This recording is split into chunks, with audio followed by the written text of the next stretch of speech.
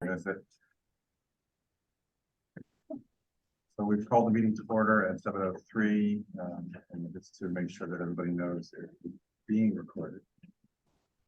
Thanks everybody for joining us. I think I've got everybody who's on the line checked off, and anybody who's here. So we'll get started. We start with under item 4, 7 o'clock item, calling to order, and then we'll do a land acknowledgement in the spirit of Indigenous Peoples Day. We want to acknowledge that we gather in Westford on traditional lands of the Nipmuc peoples, past and present, and honor with gratitude the land itself and the people that stewarded it throughout the generations. Thank you. We are at the 7:05 item, which is the open forum. And the floor is anybody's who wants to. Scott. I was at the select board meeting last night, and Andrew can speak to this. I heard the end of it, the presentation about the Terry Stater and Jeff Hall presented about plaque in Freedom Park. And one of the things that I believe I heard it correctly from Tom Clay was that the select board would like to have other people represented in monuments and plaques and etc. Besides white men, is the way it was put. And and since most of them are dead, they're old white men. But So more diversity. yeah. So anyway, Tom was a little bit more Just a little bit, yeah. there's a little bit more finesse, and Yes. I got that's the basic effect. And one of the things I think DEI could do is make some suggestions, and one of the suggestions that I just briefly have is that reading Leslie Howard's book about slavery in Westford. There was enslaved person who was a soldier in the Revolutionary War, and that would be someone that could be memorialized. The first, and I don't know how you memorialize this, but the first employee of the town owned enslaved people, Reverend Hall, and everyone's taxes went to support him, and maybe some plaque in town hall would be appropriate for that kind of thing. I'm not sure. Some educational plaque.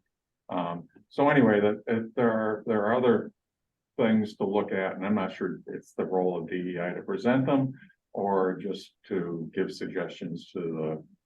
And I'm not sure what committee it is. Is it the Monument Committee? I don't. I don't think I'll respond. I don't think we're quite sure yet.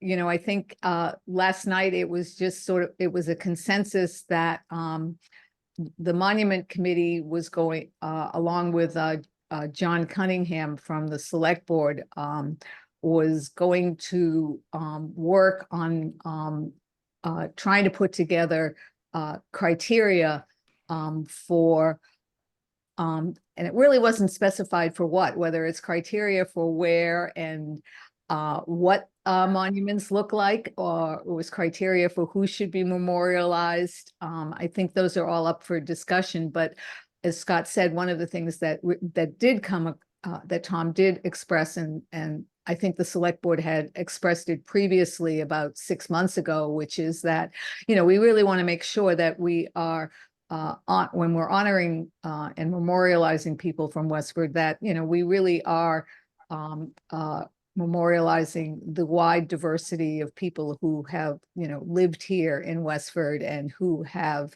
contributed, you know, to both the town as well as, you know, other contributions they have made to, you know, state, country, or just, you know, education, whatever their accomplishments might have been, but that we really do want to make sure we're capturing a broad path of people and a diverse path of people. And, you know, not to say that, you know, the individual who was a veteran last night, whom we are honoring, is not worthy of it, but I think it's important that we broaden our scope. And I think that was the message that the board was trying to convey last night at our meeting.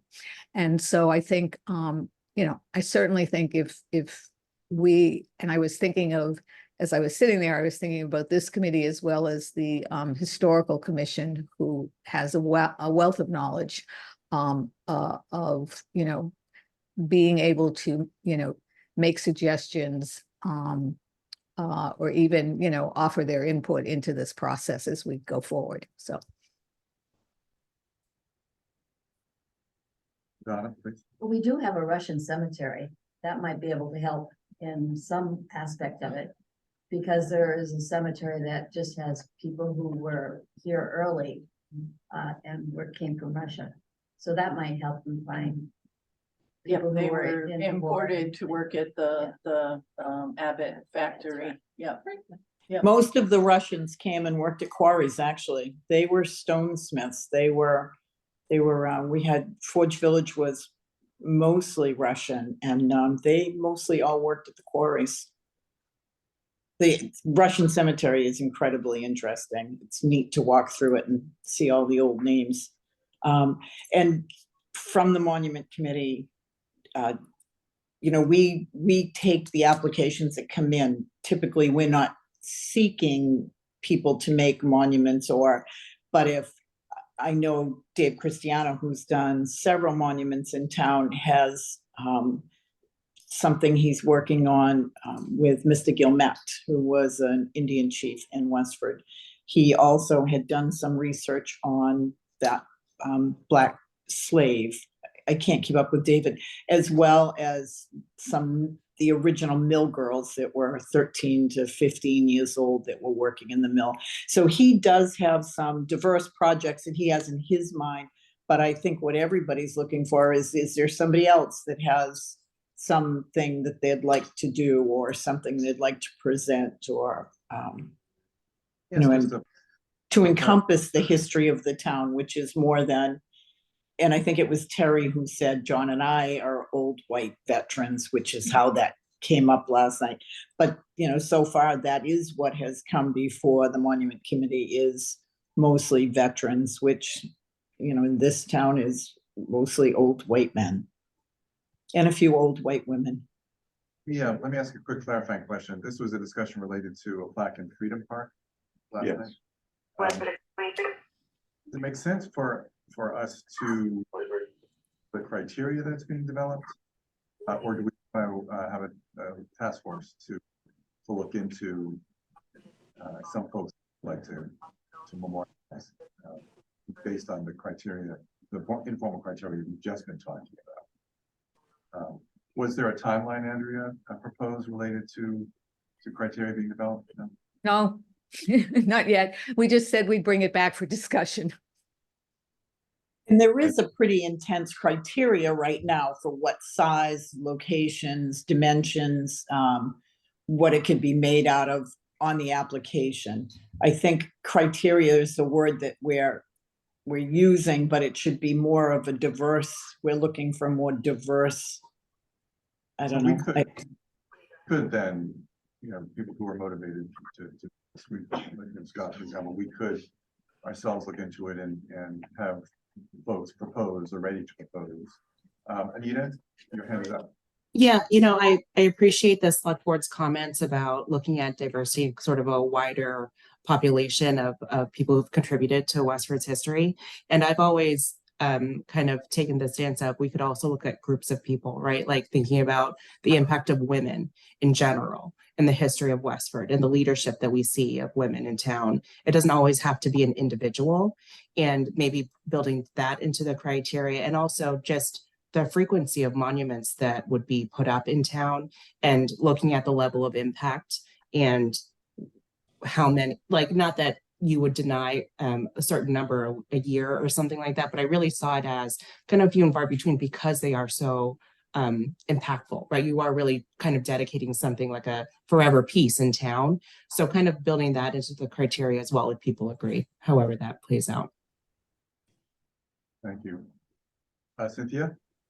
Well, I, I think it's nice to do a monument. There's also a cost involved in doing it. And if I was gonna pick for a monument, I would probably be, I wouldn't go digging somebody up just to do a monument. So I would think about who is relevant, not have to dig them up, like somebody, in my mind, if you're doing a monument, you're doing it to honor somebody. If you have to go dig them up, I mean, it would be somebody that had something to do with history, like the Mill Girls. I see that, but I don't know if I'm expressing myself right, but I'm all for putting different people up, but not just for the sake of putting somebody up because it's diverse, It has to be somebody that is meaningful and has some true history, not just that we dug them up out of a book just to have somebody. Stay away from the cemetery. Huh? Okay. I'm sorry. I'm being a little didn't- snarky tonight. I didn't hear you. I didn't hear I you. said stay from the cemeteries.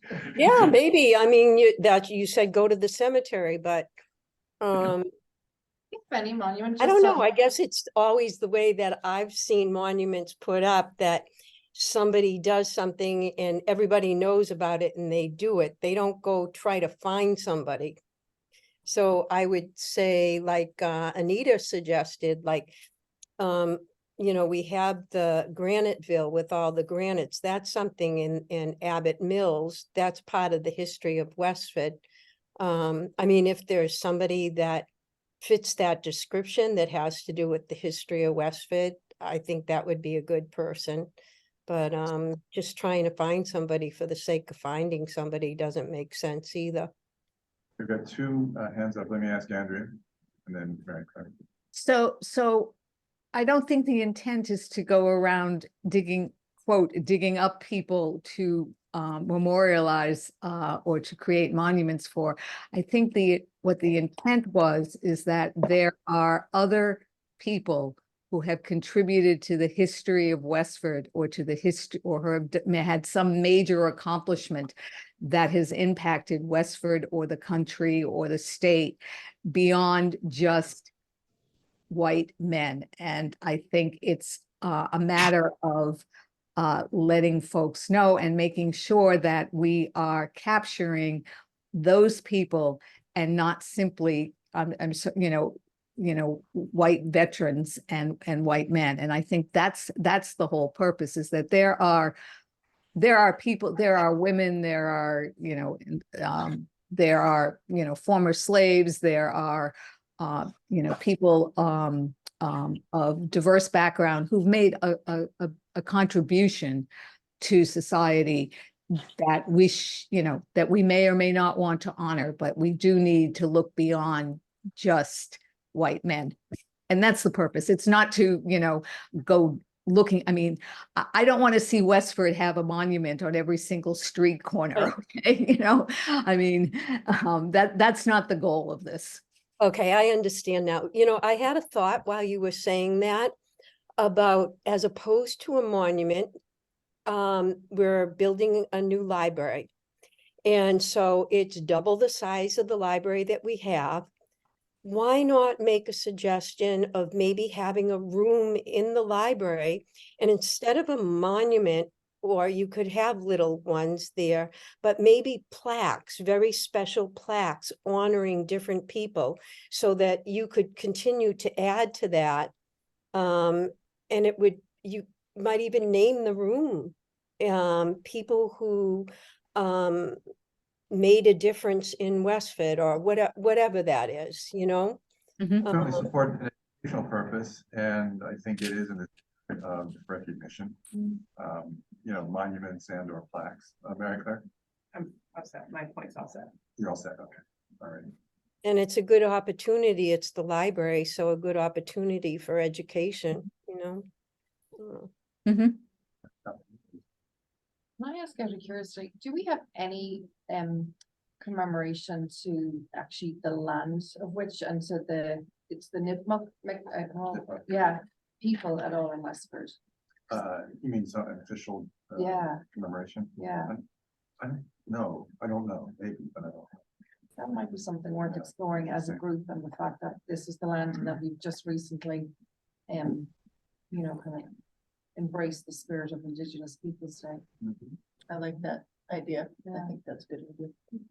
And so far, the monuments that have come forward have been somebody's idea. And for instance, the chief Connell is, and then he fundraised and went out and got the granite donated. And, this isn't something that the town is paying for. This is individual. I know with the Colonel John Robinson Highway, we raised the funds to buy the sign when we did the gravestone for Colonel John Robinson. We raised the money, got the granite, was donated. So these are things that somebody has said we should have a tribute for a specific person, and then gone out and done it. So, there's a million people that have made us the great place we are today. And if there's somebody specific, that's when you say, I'd like to do a monument for, and here's an idea what I have, and you bring it forward to the monument committee.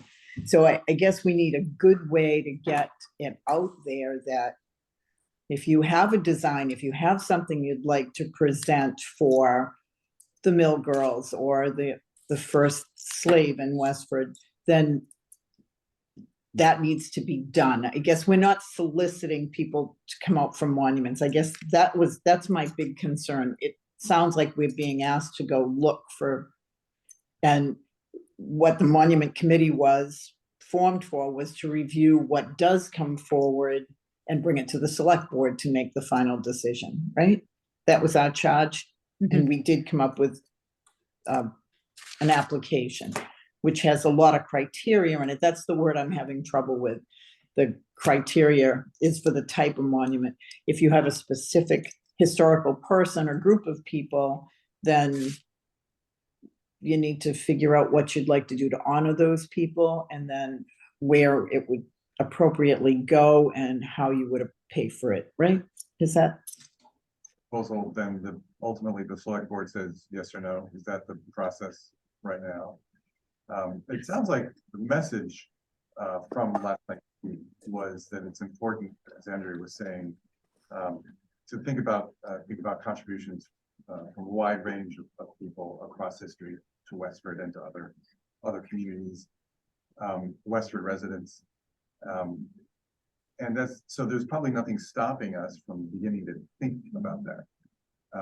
And then the normal practice, it sounds like, is to work with that application process. But I don't want to get in the way of the process that you described, Andrea, which involved John Cunningham and the monument. So how should we proceed as a practical matter? Yes. I just have a question. Is the Edgar Allan Poe monument that was recently put in, was that because he was a Westford resident? No, he had an impact on Westford in their opinion, Linda's and I forget the other lady at the museums. And so it came from that, it's not just a resident, it's somebody that had an impact. And, it would not have been my choice, but. So as a practical matter, how should we proceed? Should we, Andrea, will the select board treat this a little further at its next meeting or meetings in December? Oh, I doubt it. No, I doubt that we'll, I doubt it'll be on the December agenda. I'll follow up with Tom and see what he wants to do. I just brought it up as food for thought. And if there's a message that we could send through our section of the website, for example, encouraging people to think about this, then I think we'd probably be happy to do that. All right, thank you for bringing it up, Scott. We're still in open forum. Any other items for open forum? I was asked to represent the DEI committee. Or be one of the members of the DEI, because I think several members were invited, by the Board of Health, who are now doing, looking into what they can do better for the community and for everyone in the community. And when I was there, and we've gone through it, they're going to have, they're setting priorities as to what things they really want to focus on for right now, and then they'll keep going with things like that. But one of the things that came up was, two of the people from the from the health department, Ray Dick, the health director, and Gail Johnson, the public health nurse, both asked me if I would come and ask the board, this committee, if there was any way that they could get some help to be able to take care of people who are coming here from other countries and who do not speak English, because they right now they feel like they can't, their hands are tied because they only speak English, and they don't have an opportunity to be able to talk to them or to help them in ways like they provide shots and they do all kinds of things here in town, but they feel that they're not being able to get all of the people, be able to take care of all of them. And they're wondering if we have contacts in with any of the, and we've talked about this before, languages, and being able to help them to understand, and to maybe have someone who could be sort of an affiliate who would help when somebody comes in and isn't speaking, but speaks a particular language. If we had people that were willing to be sort of advocates for that person. I think Anita has as well as Pat. Go ahead. Yeah, thanks. I'm glad they raised that question with you, Madonna, and that, they felt comfortable talking about what their needs are and kind of areas of opportunities. Because this is going to come up later when I debrief a little bit about the town clerk interviews. That was definitely something I asked the candidates about. How would they approach an interaction if they're speaking with someone or have to interact with someone who has limited English proficiency, right? Or English is their second language. And what I learned from that, though, is that a lot of the other departments in town, like the fire department, the police department, I think Kristen Lass also has a resource where they use Google Translate. They use other resources that are available where they can access multiple languages, not just one person, not just one thing. So maybe if you have a chance to go back and suggest, or someone else can, that they speak and get ideas from the other departments in town, and they could use similar resources as opposed to trying something totally different on their own. Yes, I think that we already, it's been discussed a little bit earlier before we started the meeting, that there were opportunities that they could use, and just maybe making them aware of what's out there already. Thank you. And Patricia. Yes, the Chinese language school in Chelmsford would be willing to help out. We have contact with them. So if you need that help, they'd be very willing. Thanks. Which raises the question, I think, related to which languages are they now?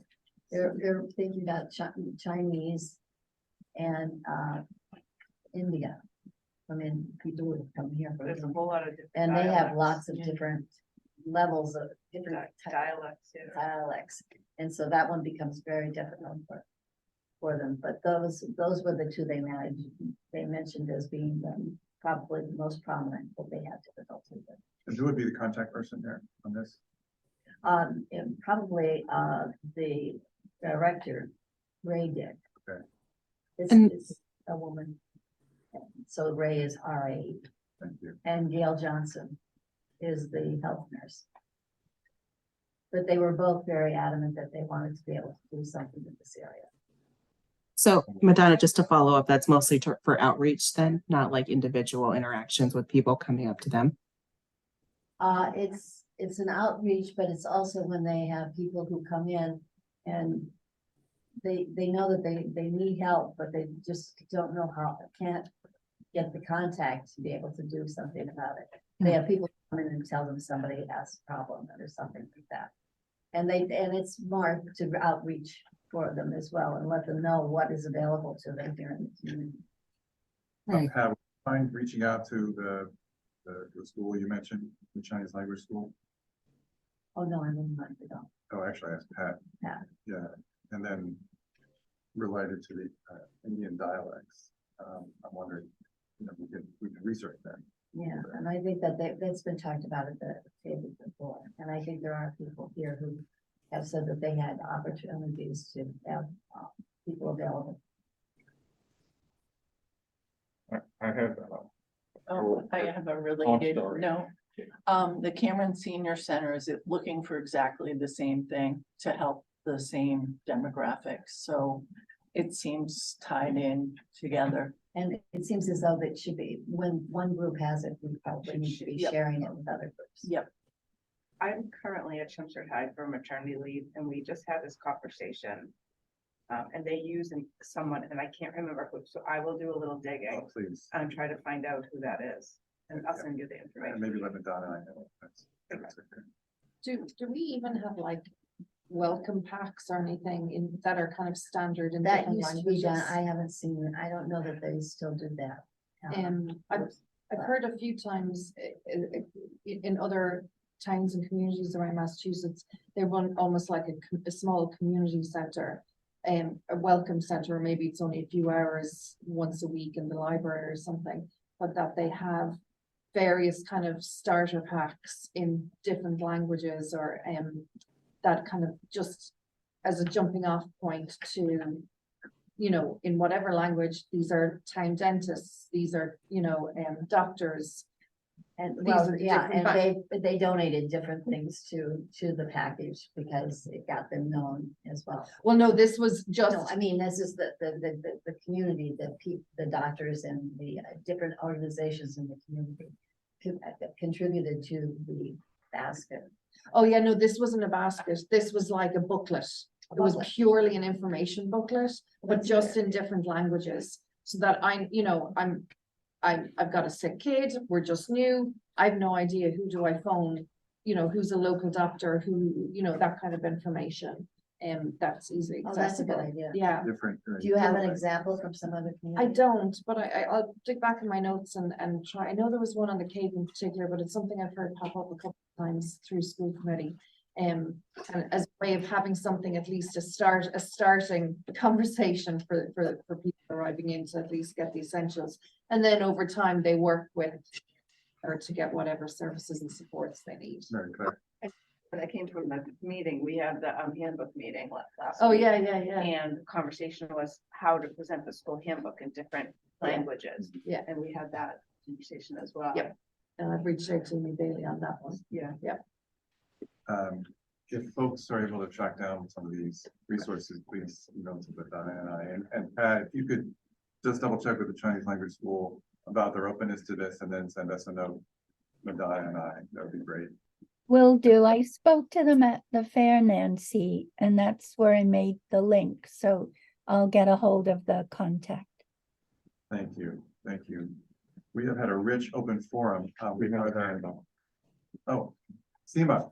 Yeah, hi. So I just taking on from what Catherine was just saying and others were saying as well. So I know that the town of Westford does have a guide for new residents. It says it's like welcome to Westford and a helpful guide for new residents, which has a bunch of information about, the usual stuff, where to go to license your dog, where's, brush pickup, this, that, and the other. And so I was just wondering if that is something that one could look into translating in multiple languages and make it available. So I do have a copy of it. I'm not sure where I got it from, but I have a copy of it. So I'm just curious if that's something that town-wide, as a town, we would want to do instead of, I do understand the need for translators and things like that for communicating, but if this is like a one-point kind of booklet, so if that could be translated into different languages and made available to new residents, I feel like that could be useful. So I can share this document with the rest of the committee, so you can take a look at what I'm talking about. And translating that might be. And in terms of, I also agree with what Anita said earlier, that perhaps this is not so much a single, like independent departments doing different things. I think there should be a collective thing in the town, and the resource or resources should exist for the entire town to be used as needed by each department. So that I just feel like instead of these ad hoc requests for the senior center needs it, the Board of Health needs it, I feel like there should be a more concerted effort to have it available townwide. But that's a larger conversation. I don't want to get into that right now. I just wanted to put that out there. Thank you, Joe. Thank you, Seema. And I can reach out to Kristen with a question related to, they need to talk to her anyway, related to translating that, the guide that you talked about. Scott. Maybe the documents that are printed by the town could have a QR code on them, which would link you to a translated version of it, which might be easier. That's what the handbooks do. Yeah. That, they have QR codes for the, right, Yeah, for the different And I've heard languages. there's another word, somebody mentioned about like, you can almost click a link that there can be a Google like drop down menu link is another option as well. Yeah. So, Well, there must be translation services, so we should access those. they can be expensive if you're actively hiring that kind of translation service. Yeah, well, we haven't asked the town for much anyway. So we'll see. We'll price it Come out. back to me after we've heard the budget talks. We've had a rich open forum. Is there anything else for the forum? All right, so we'll pass our time. Or are you? Sorry. No. You're doing it. Held up with work. The 720 item is a proposal to the committee. I believe this is you, Cynthia, regarding Columbus Day.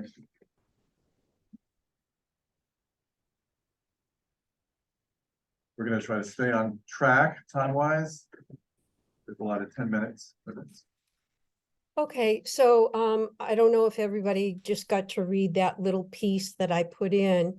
And I did put the link for the select board meeting that was in August, where there was much discussion about this. And my concern was the division that was caused by the ballot question and the question itself, the whole issue of replacing one thing for another. And so my question tonight is, when, it was suggested at that meeting that the DEI committee review and revisit it and come up with something that would be more diverse and inclusive. And if we are going to be a committee that calls ourselves diverse and inclusive, then an action to omit a group, omit 50% of the town does not really fit the bill.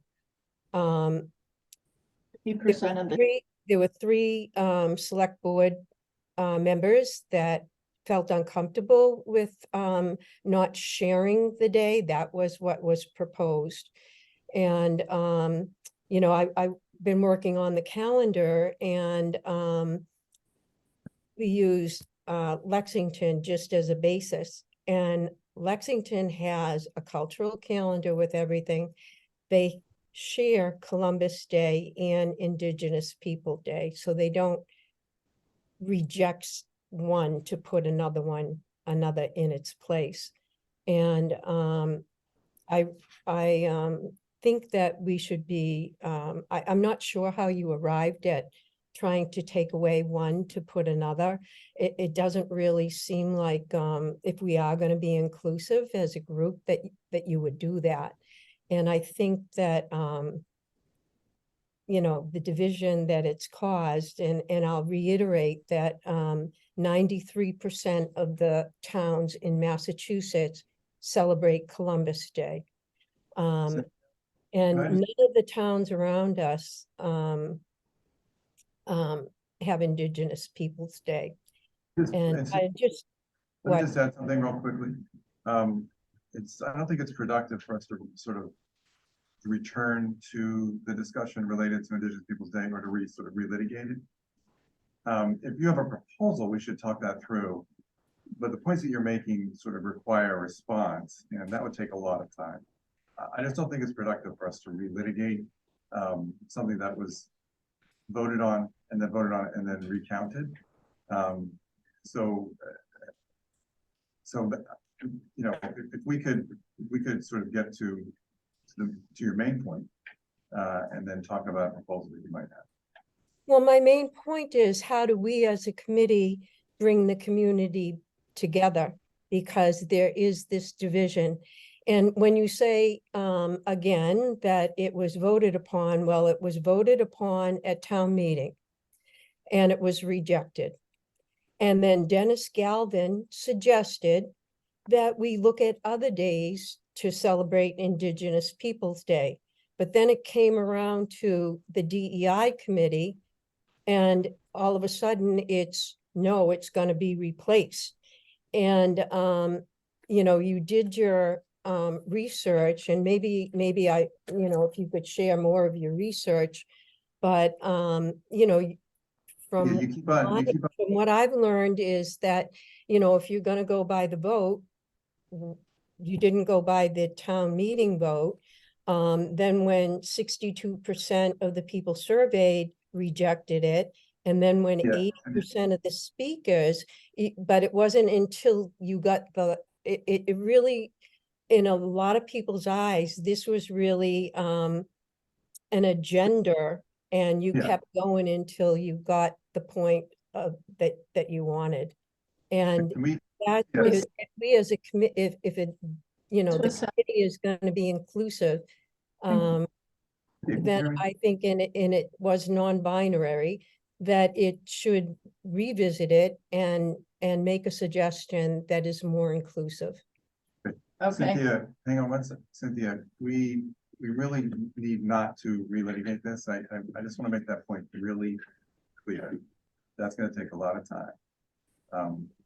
And you did start off by talking about sort of a higher level piece related to inclusion. I think that's important. But what we need to know, without relitigating and talking about the past, what is your proposal?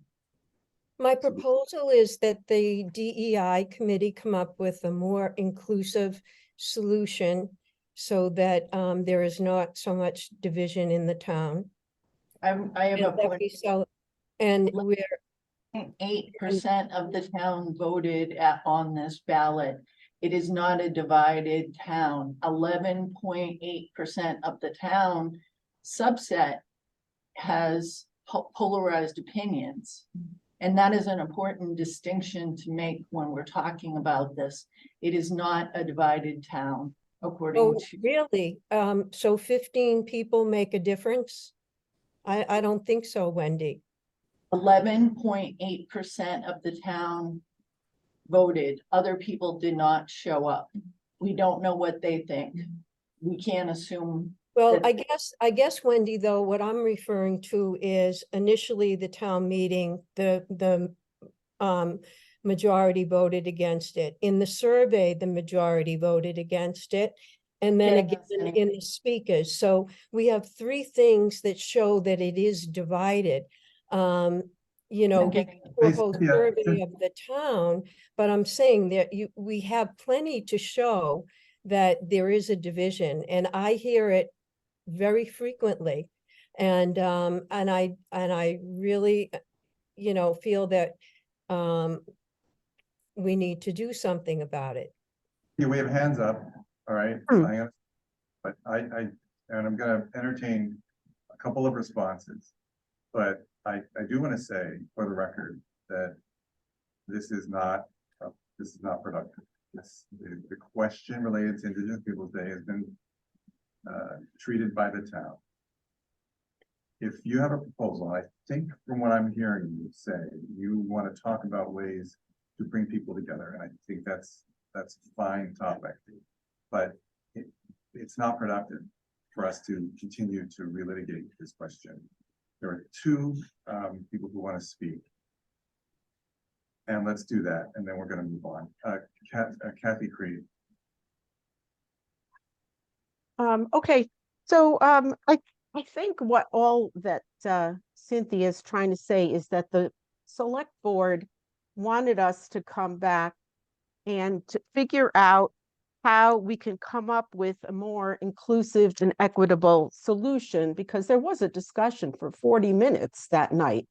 And you know, some of you were there, and Joe, you said you welcomed and looked forward to making this situation more equitable and inclusive. So maybe we just need to come up with a working group to kind of take a look at how we might be able to do that, because that is what the select board charged us with. They separated it into two things. They accepted the vote, but then they wanted us to discuss implementation that would be more inclusive. Also implementation of what Indigenous Peoples' Day celebration would look like. Yes, and they were really into like a discussion of both, right? A discussion of both and something that would make it more inclusive. You know, the people that did have input, you know, really didn't feel heard at all. And you know what that's like when you don't feel heard. It was really difficult for those people, and especially Italian Americans, of which I am first generation. We really didn't feel heard, and it really hurt. Well, I think the spirit of inclusion is, I think, the essence of the point that the select board was making. I don't want to speak for them. We had one other, oh, hang on one second, Kathy. I actually wanted, the fact Kathy mentioned the select board, I wanted to actually ask Andrea if, when that discussion happened, I don't recall it, was there a specific charge out of that action item from that discussion from select board to this group regarding you know, this implementation? Is there a suggestion that they would be looking for more ways of kind of readdressing, co-naming the day, or was there anything specific, or was it just as a way of sort of commemorating? Right. They charged us with recommending, implementing steps of what Indigenous Peoples' Day will look like. Someone brought up whether the wording on the ballot question that says replacing Columbus Day should be removed. The select board voted on that, and 4 for, 1 against changing it, so it stands as it was written. But I understand that there was some call to sensitivity by at least one select board member. One board member does not speak for the entire board. That's what I'm saying, yeah. One board member Right. unless they- said we might want to consider. That's just one board member. That's No, Chris did, Scott did, and John was very strong in voicing it. So Chris said to reach out to both groups to celebrate as opposed to obliterate Columbus Day. And Scott talked about the history and how DEI could work towards inclusion. So they went along with it because the ballot, but both Chris, Scott, and John all encouraged DEI to come together and work and be more inclusive with Columbus Day and Indigenous Peoples' Day. That's the jumping off point, actually. So maybe you should go back, you know, I don't mean this sarcasm, but if you want, go back and listen to that meeting. There was the link there. It might refresh your mind. I listened to that again this afternoon, and it was not clear. There was changing of opinion, and I think it was referred actually mostly to the school system on how the school would teach about Indigenous Peoples' Day and Columbus Day going forward. No, I And don't think they said anything about teaching. No, I listened to it. I took notes.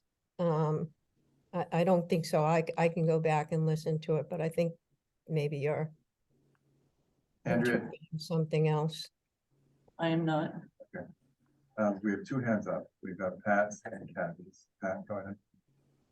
I'm just gonna make a statement. If you move forward on any of this, you might want to consider Italian American Day, which is what the day originally was called, if you go back in history. Thank you. Let's see, Kathy, and we'll try to wrap this up unless Cynthia, you have a specific. Okay, no, just to clarify, Tom did say there was nothing that we could do about the schools. The schools are separate. The schools were going to do what they were going to do. He specifically said that at the meeting.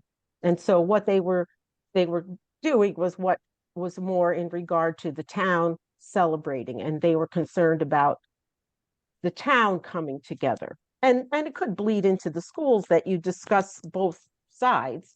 But he definitely said he separated the school and the town at that meeting. Can I just point out on the school side of it, Columbus is already part of their standards curriculum.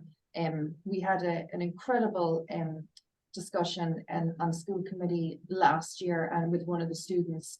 And that whole conversation around Columbus Indigenous Peoples Day was something happening in the classroom. So, you know, and I even know my girls, they still come home, you know, about Columbus. So it's not like by changing the day in Westford that it has changed the curriculum or standards within Massachusetts to which the schools teach to.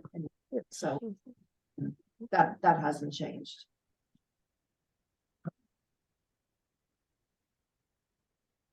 All right, anything else on this topic?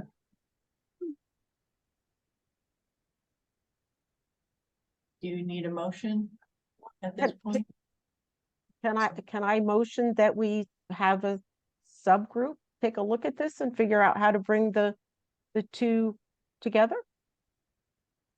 I second it. Motion on the floor to create a working group. Working. Yeah. Kathy, will you say your motion again? I don't want to misstate it. Well, let me see if I can figure it out. To create a working group to carry out the charge that was given to us by the select board at I don't think there whatever was a that charge. You that can't meeting do was. that. You can't. I don't, can't do- you know, I haven't gone back and listened to it, but I don't believe that we gave this committee a charge. If Okay, there was a well, charge, whatever. it would have been Charge written. is the So wrong word. Suggestion then? Yeah, suggestion. I mean, you can make a motion that you do something, but don't try and adopt something that we're not sure of the language. So sure. if you want to say, I yeah. want to make a motion that we form a subcommittee to see how to move forward, whatever your words are, but Okay, don't- let me see. Okay, I'm sorry. I'm new at That's this, okay. so very sorry about that. Just to you know, how to bring the community together on this topic, just a working group to talk about how to bring the community together on this topic. How about that? How about that? Let's see. So That's we're- very subjective. Yeah, yeah. And what topic? we don't know if the communities. Right. Oh, the Columbus Day Indigenous Peoples Day topic. I don't know, maybe you guys can do it for me, because I'm sick. Yeah, it's your motion, Kathy. You have to. Okay, how about I work on it and motion, write it for next time? We Or were you can supposed, bring it up at the end of the meeting, later in the meeting. Is it a motion to a subcommittee group to Right. develop? I mean, let's put it this way, people can bring ideas to this group. We don't necessarily need a working group. I'm not sure we need a motion to create a working group. You know, if And you want, I'd like to make a motion then. I motion that we celebrate both Columbus Day and Indigenous People Day on the same day in order to bring the community together. I don't think this committee has the authority to tell the town to do that. Especially, You know what, especially because we have a ballot question and a vote, whether you agree with it or not, that established Indigenous Peoples' Day. So I don't think that this committee has the authority to turn around and say we should now add Columbus Day to it, just as the committee. Now, whether or not there's another way to do that, there may be, but I don't think that this committee has the authority to do that. but we have the authority to suggest, because it was put back in our lap as the DEI committee to work on Again, more yeah, I disagree with you, okay? I mean, So- we did, the select And I- board did not give this committee that charge. It was, listen I didn't say it was a me. charge, it was a suggestion. And From 3 people, okay? It wasn't the full, and the full board never voted on it. all right, there's 3 people out of 5 that suggested it. So what I'm proposing is that we celebrate both Columbus Day and Indigenous People Day and suggest to the select board that the committee recommends that in order to bring the community together. It should be inclusive in all calendars.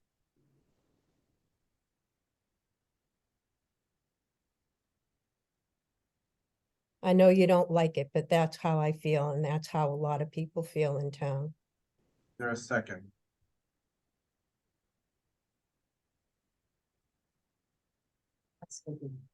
Is there a second for Cynthia's motion? Can you repeat the motion?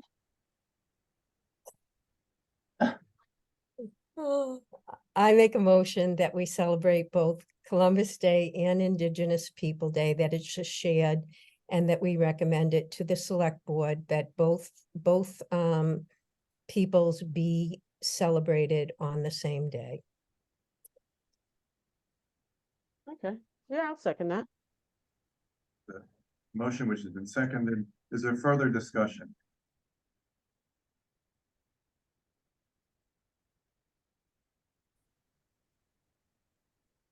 Okay, hearing none, we'll move to a vote, and it's going to be a roll call vote. I'm just going to go in the order of on my list. Joe Diamond, no.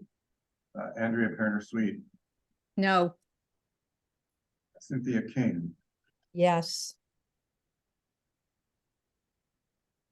Anita, No.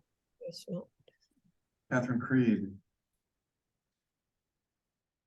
Yes, Mary Claire O'Neill, No, Meghna Patel. can I ask, because I don't know, You can abstain.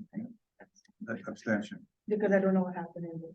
certainly. Wendy, No, Pat Pucci, No, Scott Harkness, No, Nancy Cook, No. Madonna McKenzie, No, and Seema.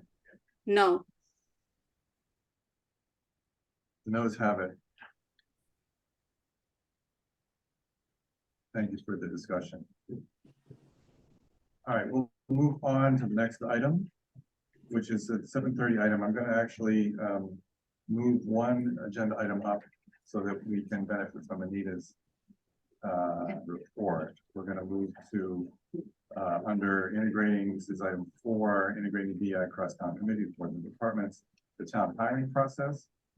There's a town clerk hiring process that Anita participated in, and then we've also developed a DEI working group to support processes going forward. So Anita, if you have a little time, tell us about that process. Yeah. Okay. Yeah, thank you for shifting the agenda around for me, because I do have to leave at around 8 to join another meeting. But what happened was I was able to, thank you very much for letting me represent the DEI committee on the town interview town interview committee, town clerk interview committee. It was comprised of me, Chief Chambers, Deputy Chief Dennehy on the fire department, Jeff Morissette, who's the land use director, Pam Hicks, who's our HR director. I don't know if that's the right title. Dan O'Donnell, who's our finance director, and then Kristen Lass. There were 2 candidates who had actually gone through the initial screening process who made it to this final round. And so the Pam Hicks sent around what the interview questions were, and I was able to contribute, and they did allow my questions to move forward. So one of them was around that candidate's experience with interacting with people who might need help or services that have limited English and proficiency, or like where English is their second language. What sort of tools or resources would they use? How would they handle that interaction? I also asked about sort of communication and educational materials or experience about how do you help bring awareness to like rules like open meeting law when you have a lot of brand new people joining a board. That was one of our experiences when we first formed the DEI committee. It was like 95% of the committee was brand new to serving on a town or serving on a town committee or board. So what ideas did that particular candidate have to educate folks about about onboarding, this just in general, the onboarding process? And we also asked like situational questions, like if there was somebody who like a different kind of if there was someone who was like really rude in line, how would they handle that? I asked a question also, if if a resident accuses you of being biased and favoring one political party over another, how would you handle that situation? And so the candidates, of the two candidates, we the search committee, not search committee, the interview committee basically unanimously recommended one particular candidate, and that person, I don't want to like spill the beans before Kristen makes any sort of announcements, but this person has accepted, and I know an announcement will be coming out soon, so we're really excited to have her on board. And I really appreciated that our questions were included, and that it was really through that interview process where we were able to learn a little bit more about what the other departments are doing in terms of education, or being able to interact and serve people with different English abilities. So I'll just stop there because I know that was kind of fast. Thank you. Any questions for Anita about that process? Awesome questions. Yeah, those are great questions. Anita, I might actually write them out so I can include them in the minutes. But that was, thank you for your participation. Did you feel like it was it was absolutely worthwhile to be involved? We have practice in this. I think at this stage you participated. Yeah, for the assessor. For the assessor. Was Anjali with you at the time? We had talked about it before. I was on the it was Zoom, and I was on one of the panelists in the Zoom, and more as an observer than anything else. And but Anjali and I had given some questions. Right, we had developed some questions earlier. Right. And let's see, anybody else been involved with the hiring process from this committee? And Anita now. And SEMA. Oh, and SEMA. Go ahead, Yeah, SEMA. I just wanted to mention, since we're talking about this, that I was part of a search committee for a principal within the Westford Public Schools, and our questions were actually used over there as well. So I was part of actually two of them, and it was used at both. So the questions are actually getting used. And Kristen was very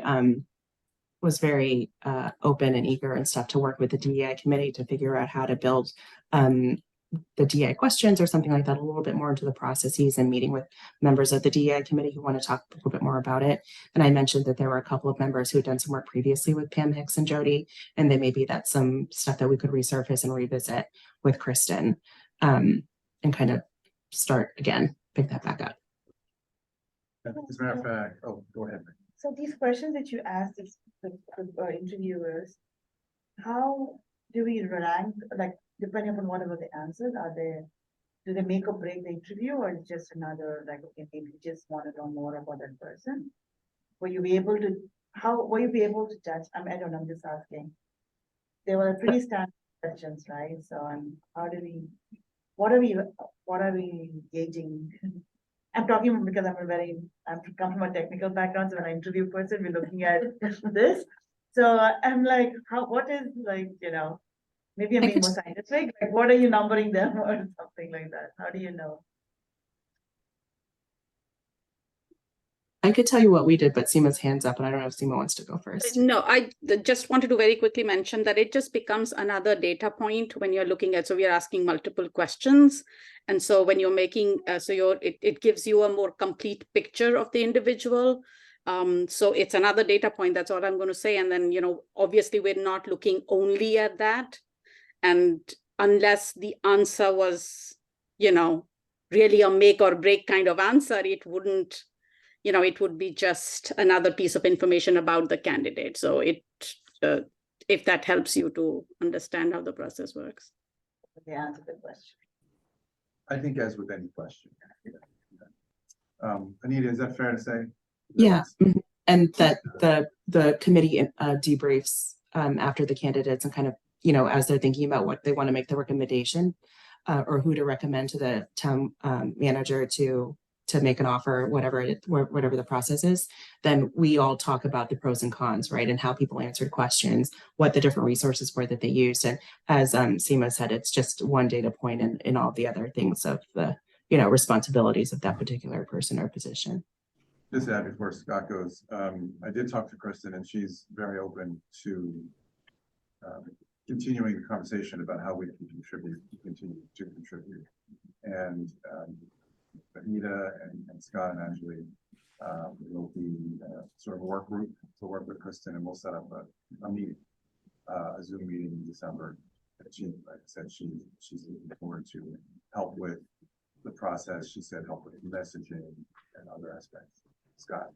I just recently was appointed to the Personnel Advisory Committee. So that's another thing. It wasn't as a DEI member. I mean, I did mention it last night when I was what my interests were, but it wasn't as a liaison. That's great to know. Bring that knowledge. Part of the jungle of knowledge. Thank you, Anita. Anything else on this one? No? Great. Thanks very much. Well, I'm glad we're making progress, and I'm looking forward to the work going forward. If it's okay with folks, we'll jump back up to the top of this item, the 7:30 item. We, in the spirit of celebrating diversity, we wanted to, when we could, summarize, explain, in a pretty high level way, different events or different holidays that are taking place that either before or ahead of us. And Diwali is one of them. Anjali was going to help us. I know Seema is here. I think you talked to Anjali about it, Seema. And maybe you can give us a few sentences on Diwali and its importance. Yeah, sure. So Diwali, just to kind of begin with, is definitely India's biggest and most important holiday, kind of like Christmas.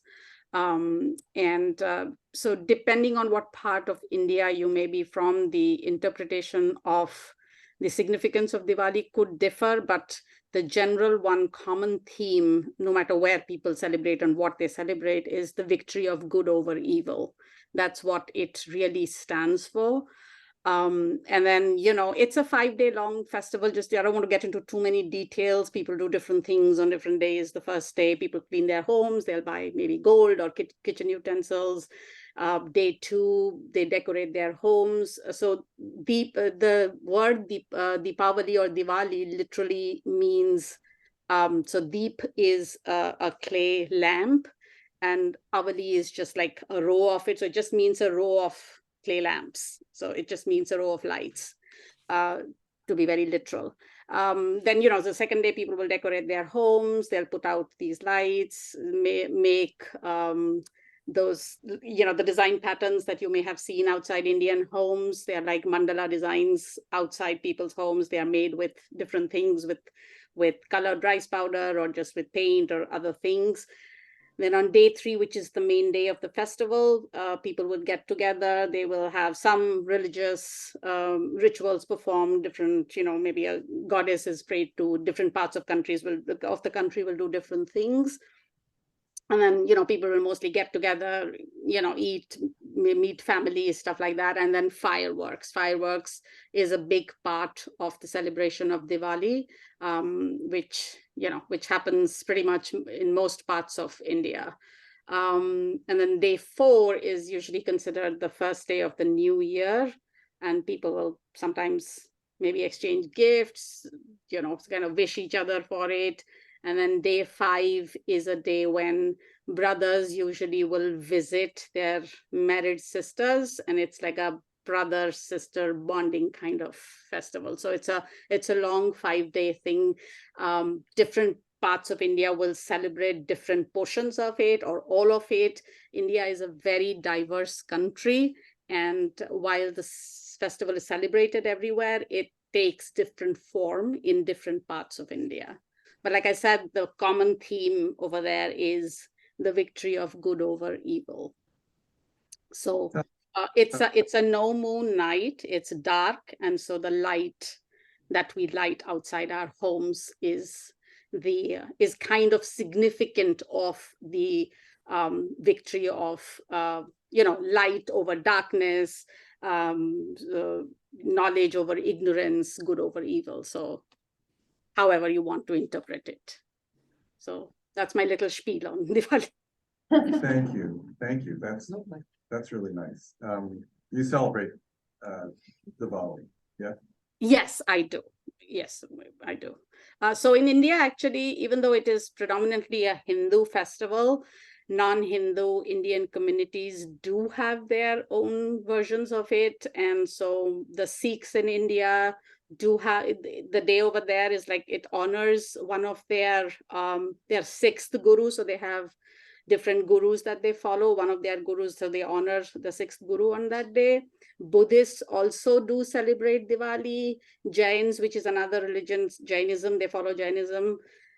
They also have a significance to this day. So other non-Hindu communities also celebrate. So Diwali has become much more than just a religious festival. It's become like a cultural observance, just like Christmas. So in our family here in the US, we celebrate Diwali probably not as much as we celebrate Christmas, because my kids are so much into Christmas.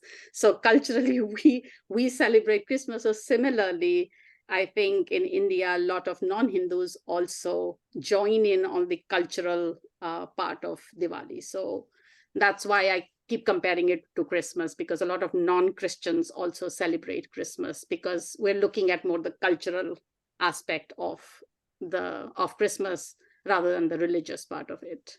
You have a nice 30 to 45 days then. Because Diwali is Yes. So actually, to be honest, and to give some context, a lot of people might see some homes lighting up in the October-November zone, because a lot of Hindu families in town do put up lights, including me, for Diwali. And then we leave it on from Diwali all the way to New Year's, because it's the festive season for us. So yeah, so some of you might see those early lights, and that probably is a Indian home that's celebrating Diwali. very good. Mary Claire. I had a question. So I work with a lot of Indian students, and what's the appropriate way for me to wish them well on the holiday? It would be Happy Diwali? Yes, Happy Diwali is perfect. That's what we say to each other as well. Thank you. So yeah, Happy Diwali works. Wendy? Actually, I'm part of the calendar working group with SEMA, and we are working on a calendar that will help explain a lot of these diverse holidays. And part of our charge is to explain how someone might celebrate or participate in that holiday if they didn't know. Like, we assume that they don't know much about the holiday, so we give them a couple of lines of guidance. That's a great segue. Should we move to the calendar item? Let's go to the calendar. Sure. How do we do that? If Joe, if I have the ability to share my screen, I can show you the calendar. It's a work in progress, obviously, but I can show the committee where we are. I think you do have the ability to share your screen, yes? I should think she does. Pam, can you grant her that? I can't right now. Yes. Yeah. Hold okay. on. Pam will have to give me. We still have the Facebook page. How interesting it would be to have that explanation for Diwali on Facebook and Yes, any. so yeah, so last year I actually was doing that for every major observance, but I haven't and nobody has taken it on from me, but you know, we can certainly do that. So are you guys able to see my screen? Yes. Yeah. Yeah. Okay, so this is the first page and this is what it looks like right now. So we have a little description here of what it is, and then this is what it will look like. So each observance or event or holiday or whatever will have the name here, and if you click on this, you'll have a little section that has a little description, some resources. Like for the New Year's Day, I attached a video of the ball drop and you know stuff like that. So just fun things for people to do. And then here is another one. This is an Indian observance, and so same thing. It has a little description. It says suggestions for supporting those who celebrate. So what you could say, what you could ask them. Then you know a little bit about if you want to read more in depth. There is some links to things that you could go into, and so on and so forth. So you know we're kind of going through the month. So January is completed. February needs to be worked on. So I kind of added the observances for February, but nothing is in there yet. So this is what it looks like. We have this on one page, and then on the next page, I attached the ADL's calendar of observances because they have a really comprehensive list, which I think is good to share with the community. It lists a lot more than we will cover. So this is like month by month, they have, you know, they have the entire calendar for the year. And then the last page is just about us, a little description of who we are. That's excellent. That's fabulous, guys. Yeah, That's really, This really is excellent. where we are. So I'm hoping that we can get this completed soon so we can share it with everybody. That's really nice. And thanks also, Pat, for the logo, if you will, that we saw on the other image. Yes, it's right here.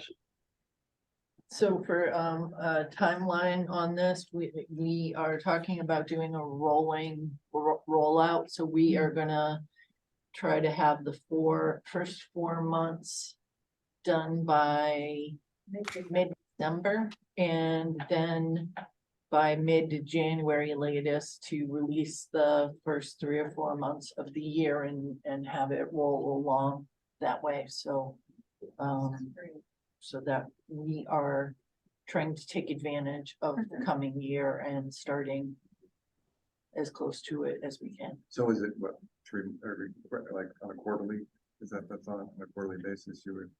We're assigning various members of the team different months and doing an internal review. Okay. Do you want us to weigh in? Want this committee to weigh in? We will be presenting it once we're ready. Okay. Yeah. All right, so we'll maybe have an update next time. Yeah. Yeah, I think by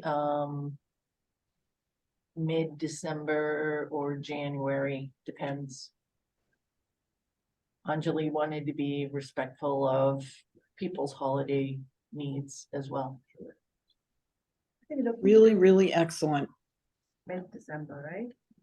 February, March, April, and mid-December. Say that again. What are we planning to complete February, March, April by mid-December? No? January, February, March by mid-December. Yeah. Yeah, I think we are meeting on Tuesday, this coming Tuesday, and then to kind of continue the discussion and hopefully, so January is complete, so we really just have February, March, and April. And Seema, I just need to get permission from you to. Oh, sorry. Yeah, I will send that to you. I forgot after the meeting yesterday. I should have sent that to you. Yes, I will definitely send that to you. And to Meghna. Yeah. Yeah. Sorry about that. Thank you. This is Really great. Yeah, thanks a lot. We look forward to the project and to the product and the And to be helpful, let us know how we can do it as a group. Is there going to be a space on that site for, if there's anything specific happening in Westford to like commemorate? Or, you know, like an event, you know, there's often stuff that on the common. Yeah. It might be worth. So yeah, so this is a very dynamic website. You can do whatever. We can add as many pages as we want. We can add whatever we want. We can put banners on this. We can do whatever. So yes, we absolutely can if we want to. That's a great idea, actually, Catherine. Catherine, what was your thought? Just that, you know, there's often events happening on the common to commemorate certain days or holidays to just note, you know, that it's happening here at this time on this date. Okay, great. Just as another way of getting the community involved. Yep. Wonderful. Thank you all. Why don't we move to the next item, which is the screening of the movie, Who We Are. That's what it's called. So Donna, you have the floor. Well, I've been working with Magali from the school department. And the town manager has worked with the group as well. And the Westford, she's already posted this on, and they set up a date. I missed out on the setting up for the date, but the date is there and they're going to have it at the Westford Academy. And it's it's being sponsored by Westford DEI and the school DEI. But our town manager is working very hard to be part of it and to make sure that it goes off well. On January 17th. Yep, January 17th. So who's gonna be invited to that showing? Anyone. Anyone? I think I already got an invitation to it. I think I got some sort of There's, email. I don't know that they've sent out invitations, but I know I that signed up. they have it posted on the town clerk's website. Okay, good. There was an invitation Town like manager, in town last manager's August, website. September for viewing in Lowell. No, it was like the last few weeks. I definitely signed up because I Oh, got yeah, an it went email. out on some of the newsletters or something. I Maybe can't that- The yeah, maybe I saw it on the Westford, newsletter. the town manager's newsletter as part of the attachments. This flyer. And the town clerk's website has a sign up, No, no, I don't think the town clerk, I don't know. where town they- manager's website. But I'm not sure where they have the sign up. No, for the we can or check just- to make sure it's. Yeah, maybe we can put it in our section Yeah. of the website too. You know, Well, she has it right under hers and I don't know where ours is exactly on the website. oh, it's already at the Westford website. I missed Yeah, it. it's on under the town manager's Oh, website, Wonderful. newsletter. Oh, And that whole area, it's one of the ones below her area, so that's sort of what people tend to check first. So that's very good, I think. And as far as the invitations, I don't know whether they're going to use the same group that was used by CTI. The CTI is working very closely with us on this. Yeah. And they are Community Teamwork Incorporated, if people don't know. But they do a lot of things in the community for a lot of different groups, but they're going to be working on this one with us because they were the ones who introduced it and I went to their first, their showing at the theater in Lowell. And it's really very excellent. It's done well. You find yourself following it and you get it as you go through it. And at the end, there's something, and I'm not gonna spoil it, but there's something that they take you through and it's a sort of a little game they play. They ask you questions and they show you something and then they show it to you a couple times and you'll be surprised at the end that even you get pulled into it. Who are you working with this? It's, Nadia? And CTI, Yeah. Karen Frederick is she's the director. And below her, I'm forgetting the name. I'm sorry. She is a DEI director, I think. Yes, they do. Sadia. Yeah, and she's the one who's working with us. I have trouble saying her name and I don't quite remember it at the moment. But yeah, they're working very hard with us and they they will be guiding us and making sure that we get the information out to have it signed up for. Because we will take, we will need signing up beforehand in order to make sure that we have enough seating for the people and that we are not coming over and not having places for them to go into. So yes, that's going to be taken care of. Magali. Yeah. From the school is doing, she's really been very active at it and she's very good. She's very organized. And most of them seem to know that this is coming as well. I'll have Val announce it at the school committee meetings the next week too in December, and maybe Andrea can do something similar in the select board meetings, just to highlight that it's coming and let people know that it's for sign up. Yeah, no, I was just gonna say, absolutely. I'll make sure that it gets announced at the next select board meeting. And also the first one in January, which will be before the 17th, so that we can start to publicize it. I missed it. Is sign up started yet or not? As far as I know, they have not sent out the sign up. With the sign up that we did there, it was through a company that Okay. gets names and sends the information Well, out. on that flyer that Magali has done, there is a form, a Google form, hyperlinked, Yeah. and that is working. I just checked it, so it Okay. has. So it's on it. Can someone put it in the, since for those of us who aren't there and didn't get the flyer, can somebody put it in the chat so we can see? You can see it on the town clerk, on the town Okay. manager letter. After Alright.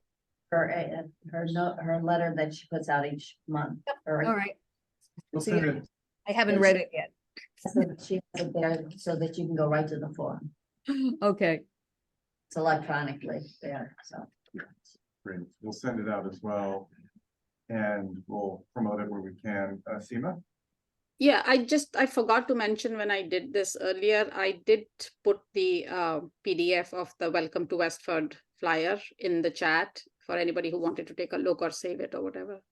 Yeah, if you can get it from her website, actually, when you go on the web for the town department or town, you can go to the town manager's letter that she puts out every month. Yep.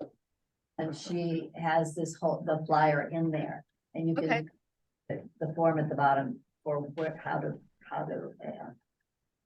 get it there, but you can, we can get that to you if you want to make sure that you can get it to the different people, and you probably, lots of people have different organizations that they might be able to spread the word through. And that's why I brought you one tonight, but you can get it off of her website as well. Will do. Thank you. This is great. I'm so glad it's coming to Westford. Yeah, And I want you to know that the different committees that I've been contacted to come and visit or be part of have been telling me that they're really working hard to make sure DEI is being noticed in everything they're doing in this oh, you community, mean town committees. the town committees. Oh, that's good to know. And it's really, I've been very impressed with the fact that they are trying so hard to make sure that they are all inclusive. No, I'm so glad he's coming to Westford, to the academy, and who will be leading the facilitated reflection? Well, I think it's probably going, I'm not exactly sure, but I know that the CEI, CTI might do it. will do it because they did it there, and they have people who will speak to it afterwards and answer questions. That's great. I just want to point out, I just did it. I went on and signed up, and I have done it before, but you don't get a response. Like, you don't get like an email response. I don't know. Confirming, Yeah, like confirming that. Yeah. Confirmation. so, I'll check into that. yeah, because I may have signed up. Yeah, Like, because people want to to know, know it. because they, yeah, I mean, I'll May have signed up a few times. It's great. I want to take notes. All right, very good. Any questions from the Donna? Yeah, this is a really good thing. I apologize. I actually went away for a week and missed a couple of things along the way. You took time off. I did. Yeah. we got the date and time, that's the most important thing. All right, why don't we move on to the podcast? I sent a note out yesterday, just letting folks know that we've been able to put the podcast at the website, we're calling the podcast Inclusive Conversations. Mike Wells was great in real time. He changed our website. I was on the phone with him like magic. And now the website has both of the podcasts we've done in the last 2 months, and we have one coming up tomorrow. This is one where we're getting to know the members, and Mary Claire, if you're still able, Angelique and I will do that. And then we do have others sort of on tap, which you saw in the minutes down the road, and we'll set that. They typically are the day after. It's just the way it worked out, the day after our meetings. So please take a listen. They're much more accessible now. We're also going to be working on making recordings to these meetings more accessible too. So that's Where you listen, what can you listen from? I'm sorry. you go to the section of the town's website, our section of the town's website, Okay, the DEI committee. Right on the right hand side is a column, and it's at the very top of the column. okay, great. Yeah, it's pretty easy to get to at this stage. And like I said, Mike did it in 5 minutes. That's great. So,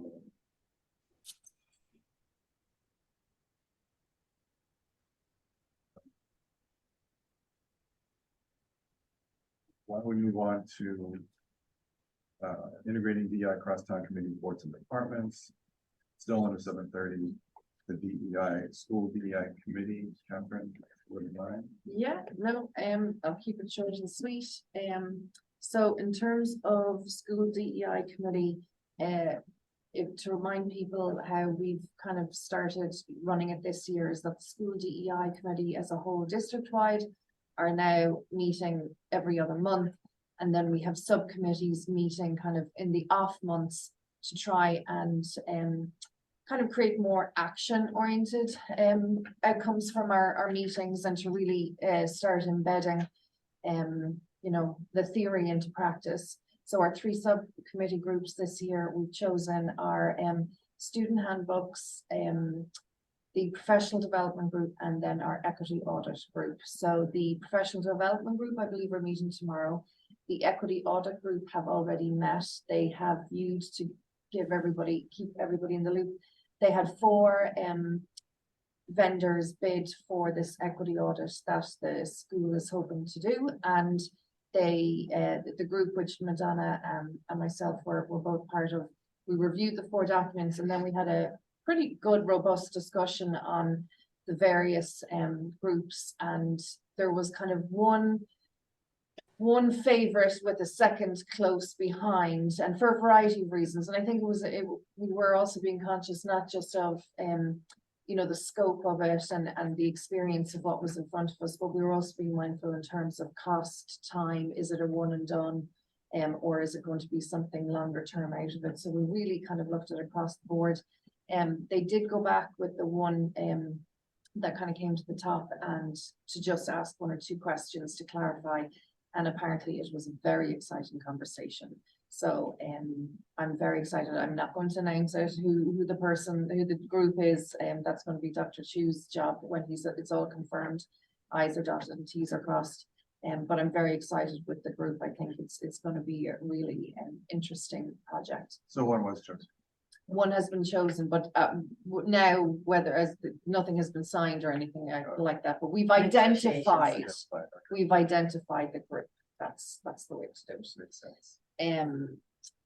And then following on from that, we also, myself and Mary Claire, are part of the student handbook group. So we had our first meeting a week or 2 ago now at this stage. Everything pre-Thanksgiving just feels like a blur. And so it's a really interesting group, and we just kind of came in for our first time to just kind of get a gist of it. We're lucky actually that we have representation from all the different school levels. So it means we'll be able to kind of tackle all the different levels of student handbooks. And just in that first conversation alone, I think we identified a really big one, which was the translations. And we had inconsistencies across the 3 level handbooks. So there was in the elementary, they had a really solid kind of translations page with a number of different languages. The middle school had another one, but they didn't have, so they had different languages, and then the high school didn't kind of have one at all. So that straight away was a big something that we identified and that we are working with. So I've been targeted to go back to Amy Bailey is the woman in the school district who does all of our ELL support, and she runs LPAC. So Amy is a fountain of knowledge for all of this. So I've reached out to her to get some more information about what we can do to kind of standardize it, and that it's front and center. It's pretty much going to be like the second page of the student handbook. It's a type of page. The other ones that we identified within the handbooks that we need to just double check on is religious observances and some of the wording in that, and to also double check our dress code portion and the unenrollment for 10 days. I've since heard back from Magali, and so there was a tweak in that, so we're going to have to update that. So those were the initial kind of areas. So, and I think we're just going to work our way through the handbook and kind of maybe see what areas come up for discussion. You know, some we kind of discussed a bit and then kind of said, oh, we think it's okay. And so it's quite nice working on this in a smaller group. And then just, I also thought to share with you, a number of us also went to a recent school committee conference in the Cape. It's a joint conference between the Massachusetts Association of School Committees and the Massachusetts Association of School Superintendents. And it was all equity focused, which was phenomenal. I mean, obviously they still do some of the more boring stuff like Chapter 70 funding, whatever, but a lot of the panels and discussions last year was the theme as well. And I just thought I would share some of the takeaways that we had from that, because it's very much, you know, is similar to what you guys are doing on a town level.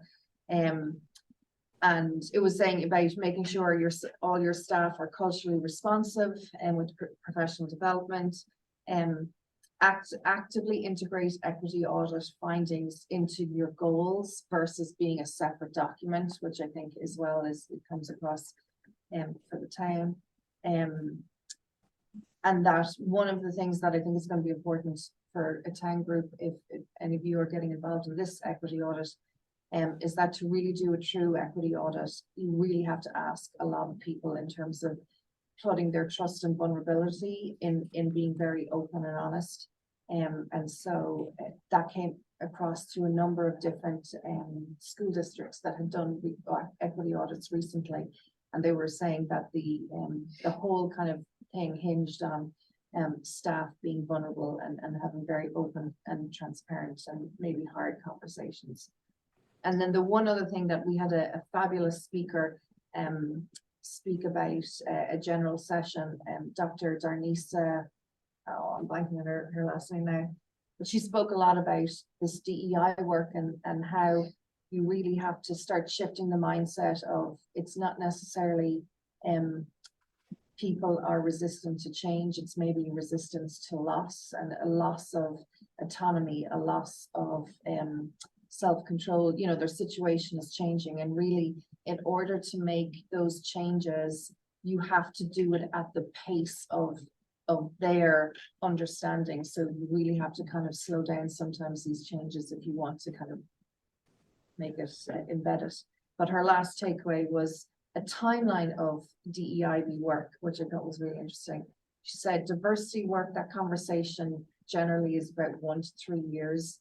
And when you start the conversation and discussing it, it takes about 4 to 7 years then of creating that sense of belonging, and kind of then true inclusion of all people, backgrounds, shapes, colors, races.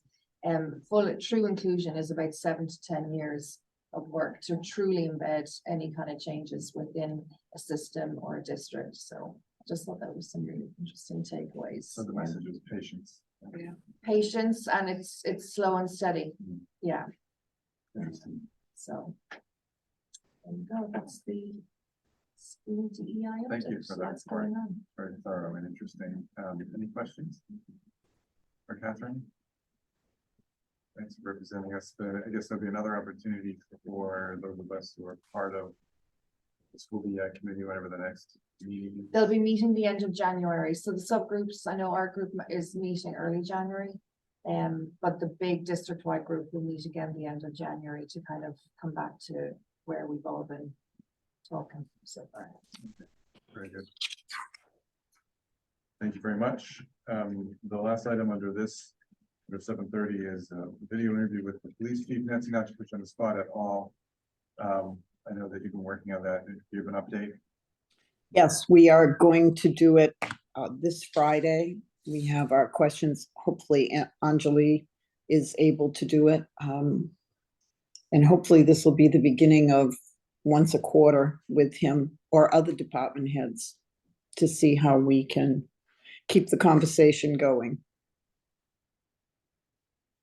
That's great. No, that's, So if anybody has any additional questions, Cynthia, I do have yours. And we will integrate those into the questions that we have for the chief. If anyone else has any, if they just want to send them to me.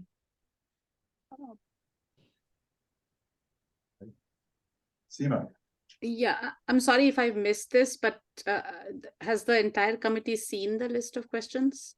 Yes, months ago, October, August. I'll send them to you, Seema. I'll Okay, send them yeah. out again. Thank Yeah. you. Thank you You're very much. I'm welcome. sorry if I missed. Yeah. Thank Nope, you're absolutely welcome.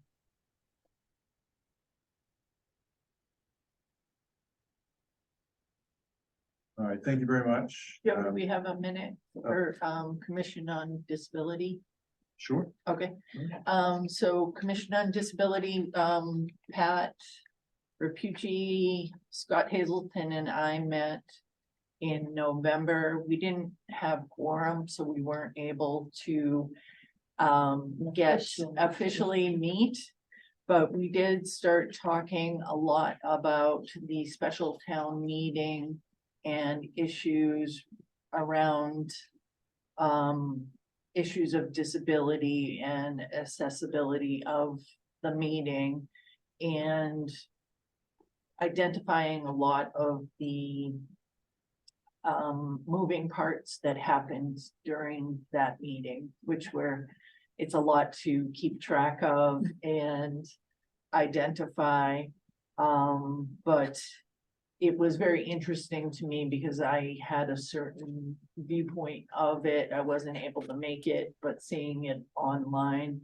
But it sounds like it was a very different experience in person, and people trying to get to the meeting, how long the car lines were, police picking people up who were trying to walk to the meeting all the way from a mile away because they were afraid they weren't going to make it, people walking through the woods between the schools, and safety issues and things like that. So it was a good starting point to fact find. So I don't know what our group is going to be doing regarding the special town meeting. You say our group, do you mean this group? This group, yeah. With my responsibility, I will do it for the next time. I'm just gonna draft a letter with recommendations related to accessibility. So it'd be nice actually to work with you a little Okay. bit on that. Okay. Because it sounds like you guys have done some talking, thinking about that. Mhm. Scott Scott Hazelton. Oh. Oh, Thank you. The other eight, We that lost was Scott. down. Scott. You could aspire to confuse us. All right, sorry. The other Scott. Yeah, this guy. And then where do you all report? Are you reporting to somebody in particular or something? You're the disability commission. Yeah, we report into the town, we don't have necessarily a point person. Commission on Disability didn't meet for the last year because there was a quorum. We've since managed to get quorum, and now we're just trying to get the rhythm, but we typically are trying to meet every the second Thursday of every month, and we're doing a hybrid option out of town hall. And I imagine you make And recommendations. I am vice chair, and Matty Tricka is chair for this year. There's some We would hands. love to benefit from your recommendations. I don't know who was first, but I've got Pat on my left, so go ahead, Pat. Yes, I just wanted to throw something out in our discussion, which is we're gonna probably look at accessibility in the high school, especially in the theater area. If you've ever tried to maneuver either with wheelchair crutches or whatever, it's almost impossible. So that's another one that we want to take a look at sometime. Sounds good. You and, Yeah, um, a little backtrack, is Scott on that committee? Scott, are you on that committee? Not Scott me, Hazel- Scott Hazel. Scott Hazelton. I don't know, I'm sorry, I don't know your last name, but your wife is the moderator. Are you on that committee? No, I'm not. The one that's dealing with the questions as far as Tell you that accessibility and things for the town meeting? there's been a lot of meetings Yeah. about the whole issue, so. Yeah, well, I just thought that it would be of value if you were. That's why I was wondering, because I know you had mentioned at the previous meeting, I wasn't aware of it, but they also provided buses, and I don't, maybe that's something to bring up, that people weren't aware of that. Some of the benefits that people just didn't know. And I know you have to tell people 25 times sometimes before they listen. I mean, but anyways, that's all. thank you. Any other questions or advice? Thanks. Wendy, but let's be in touch about it. The next item is under the 805 item, and that's the other initiatives, which I included. It's a follow-up from what we had done, I think, 2 years ago. And it's more to update folks on this legislation that Representative Wynn and Williams have offered, and Senator Gomez, to reform the hate crime statutes in Massachusetts. This committee approved the legislation from 2 years ago. There's another session, so the legislature has to reintroduce, and it's going to be heard. It's a little bit different. Apparently, it's stronger, and I wanted to bring it up to the committee, and not necessarily to ask for your approval of our recommendation to the select board to support it, but just to give you an update, and then we can take it up. We can take it up next month, and then seek the select board's approval. I did want you guys to have a little more time to look over not only the summary, but the legislation itself. I know that you only got it yesterday, but essentially, there are hate crime bills in Massachusetts, or hate crime laws in Massachusetts, and this would, I think, streamline them. One of the features that I thought was really important last time, and I think remains important, and this bill was introduced when there was a lot of hate crimes against Asian Americans, you might remember, and there were questions of whether or not what constitutes a hate crime. Does it have to be overtly a hate crime? And this seems to get at that. Andrea, who's an attorney, might be able to help me with the language, but this seems to get at that by indicating that if it's a crime where a racial identity is involved, but it may not be the main focus, it could still be considered a hate crime. And I think that was because some defendants would say, well, it wasn't really a crime for this or this reason, but it was focused against them. And as I said, we approved this last time.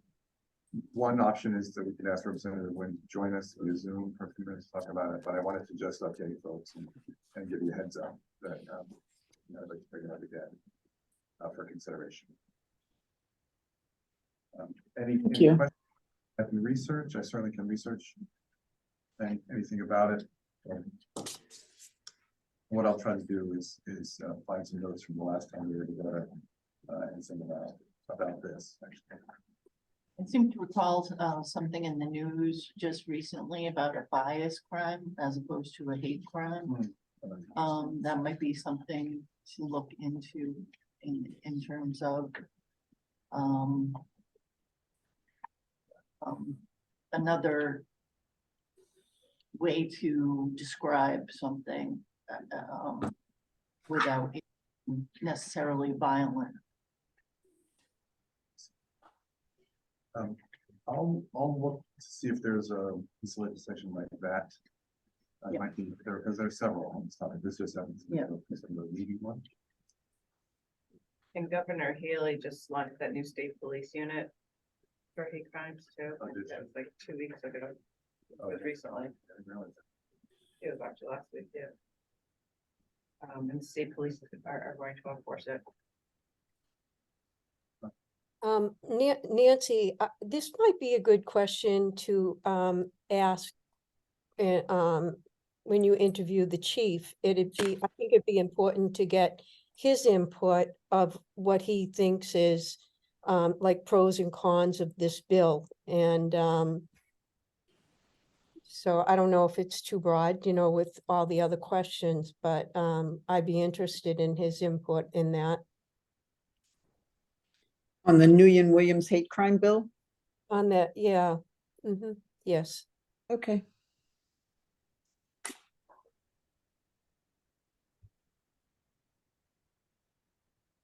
Thank you for that. Anything else on that? If not, we can move on to the minutes. Let me mix up that part just for a second. Seema and I and Anjali do have a plan to address the pending minutes. And we're gonna work that out a little bit more. It's probably gonna involve dividing up those pending minutes a little bit, identifying which meetings have video, which ones were recorded. I think most were on the list that's in your packet, the missing minutes. And we will take those in sort of a stepwise fashion. I talked to Marilyn Frank today. She's been so nice to provide us with the list. She said, good, there's no pressure, Joe. However, just, if you wouldn't mind putting those together. So we're gonna do that. But it was nice to hear from her. I actually reached out and she called this morning. So just so you know, rest assured, I know you're not losing sleep over it, but just so you know, that's how we're gonna go about it. We do have minutes. Thank you, Seema, from the last meeting, which we sent out yesterday and it was also in your packet. It's like this. Thank you, Seema. Very succinct. Are there any changes or adjustments? Joanne sent one over last night, which I included. Move to approve as submitted. I just wanted to mention I think there was an error made with someone's name.